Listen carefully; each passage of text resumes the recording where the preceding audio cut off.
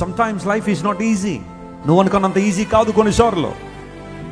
జీవితం, క్రైస్తవ జీవితం అనుకున్నంత ఈజీ కాదు. ప్రభుతో జర్నీ కొంతమంది బెడ్ ఆఫ్ రోజెస్ అనుకుంటారేమో, కానీ it's a challenging life.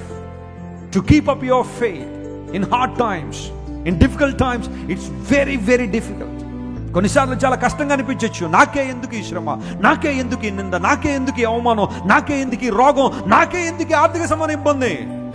When my God is so rich, why I suffer poverty? నా దేవుడు అంత భాగ్యవంతుడైనప్పుడు ఈ పేదరికం నాకెందుకు? నా దేవుడు స్వస్థపరచువాడైనప్పుడు ఈ రోగం నాకెందుకు? ఈ హాస్పిటల్ చుట్టూ తిరిగే ఈ పరిస్థితి నాకెందుకు? ఈ నిందలు ఎందుకు? ఈ అవమానాలు ఎందుకు? ఈ ఎడబాటు ఎందుకు? ఈ ఒంటరితనం ఎందుకు? కొన్నిసార్లు అనిపించచ్చు. At that time, focus on God. దేవుని వైపు చూడు. ఆయన ఏ పాఠాలు నేర్పించాలనుకుంటే నేర్చుకో. నీ జీవితంలో ఇంకా ఇంకా ఉన్నతమైన స్థితికి ఎదగడానికి ఆ ఎదురుగాలను ఉపయోగించుకో. ఒకనాడు నువ్వు చూస్తావు, ఎందుకోసం ఆ దేవుడు ఈ శ్రమ నా జీవితంలో పంపించాడు, ఎందుకోసం ఆ ఇబ్బంది నా జీవితంలో పంపించాడని. ఐగుప్తు దేశానికి యోసేపు ఒక ప్రయోజనకరమైన గవర్నర్గా మార్చబడ్డానికి కారణం అతడు ఎదుర్కొన్న శ్రమలే.